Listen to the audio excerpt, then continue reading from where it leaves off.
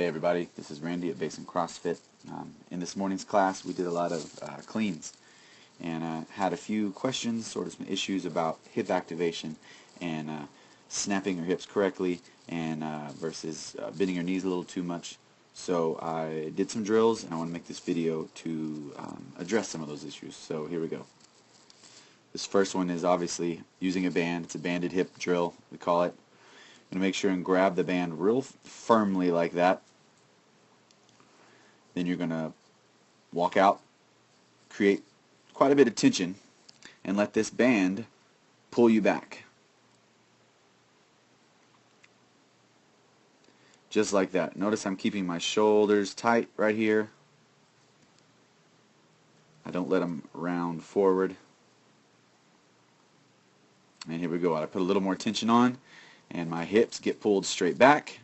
Soft knees but not bent, and I snap forward quickly, violently. Right there I am showing you that my weight is back on my heels, kind of lifting up my toes. I haven't shifted my weight forward at all. Notice I keep my weight back. There we go. Also right there. Heels down. That's a slight exaggeration for teaching purposes, but my heels are down and I've driven through my hips right here with full hip extension. Everything's opened up and my shoulders are still tight.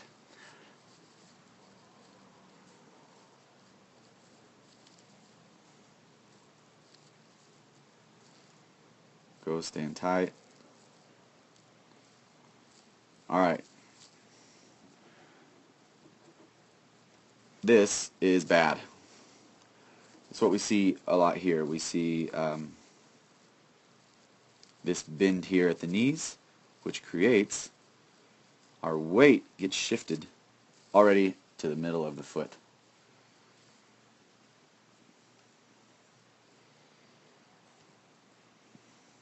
Right there.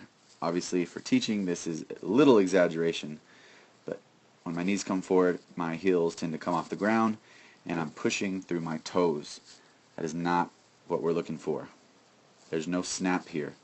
This is all broken up. There's no tension created. We want to create tension.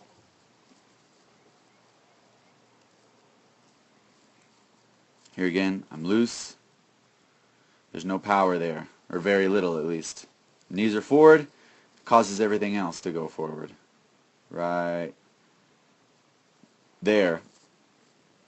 Here's my weight. Bam. It's over towards the front of the foot. I'm already not going to be able to drive off my heels well because there's hardly any pressure on my heels. There's hardly any weight.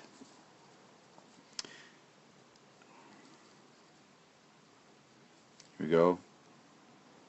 Tighten back up. Snap. Tighten back up. Snap. Loosened up again. Bent over. Everything's floppy. There it is. Okay, for part 2 here, I've gone to the barbell and I do some of the same drills, but with the barbell, get a little more snap, feel the momentum of the and the weight of the bar. So here we go. Pick it up and get a good grip on there. Already right there, I'm showing y'all have a good tight back. Don't let your shoulders round forward. Engage your shoulders. Pull your shoulder blades down and back.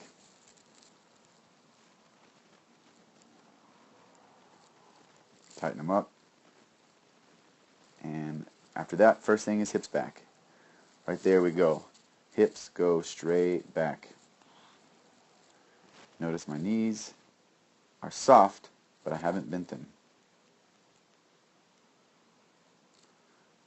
Back still tight, right above the knee, and stand up. Right above the knee and stand up. In slow motion, I want y'all to see through this whole time really, it's going to be a back and forth motion in my hips. Back and forth. See how they go right along that bottom line.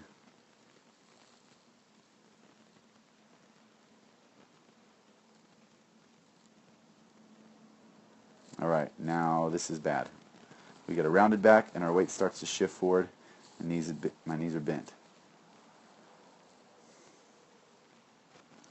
Right there, a couple bad things. One of the biggest maybe is where the weight is. The weight should be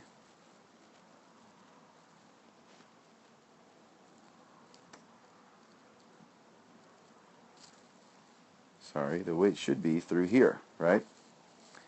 Because I've shifted my weight forward, bent my knees a little bit, and obviously rounded my back, the weight is way up here. It's bad. It's bad for the low back, and it's bad for the knees. Lots of lines there.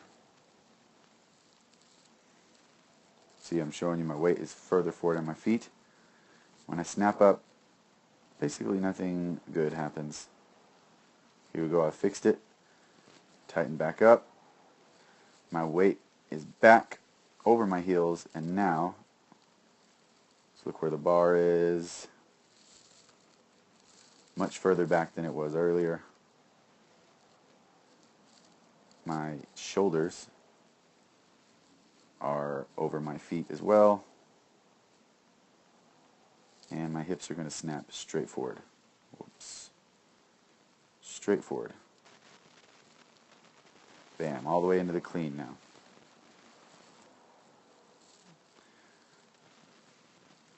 Go, come back down, absorb it, catch it, and slow-mo. Hip snaps, drive through the heels, and catch. Now another thing I wanted to show y'all is on the way down, to save your rear delts, your rotator cuff muscles, we want to go high elbows up and high elbows back down. Let that bar fall straight down. And when I catch, if I catch with my knees out in front and my hips forward, this is just not going to work. But we catch it, we receive it the same way we started. Got my knees, soft knees, and my hips back. Creates a little pocket. I can absorb the bar, and I'm good.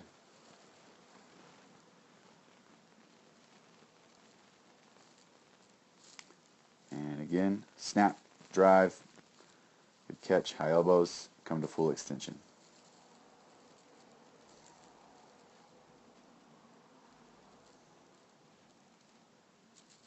Okay, now for this next drill, it's going to be a kettlebell swing.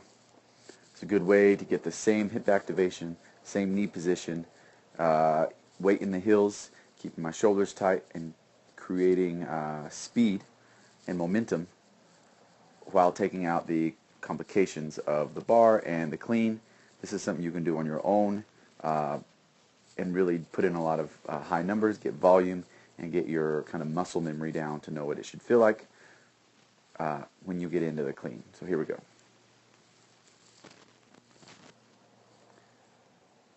Here we go, pick it up. Notice right here, some of you are shifting forward. We just need to push through and shift our hips straight back. Just like that. I'll show you all again. There it is. Some of us start here. Let's tighten up those shoulders, push through our feet, and get our hips back as far as we can. Here it is. There's a good position to start. Flat back. Shoulders just over the weight I'm picking up. Head forward.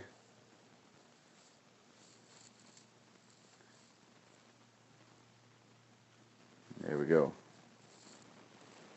Right here, that's where I'm going to start it. Hips straight back. Not down, but back. Keeping my shoulders tight, flat back. My hips go back and they go forth. Back and forth. Real quick, pop it. Notice right there at my knee, it's a soft knee, it's not locked. Then it becomes soft and bent there. Creates this kind of swooping motion. We don't want that. We want to tighten back up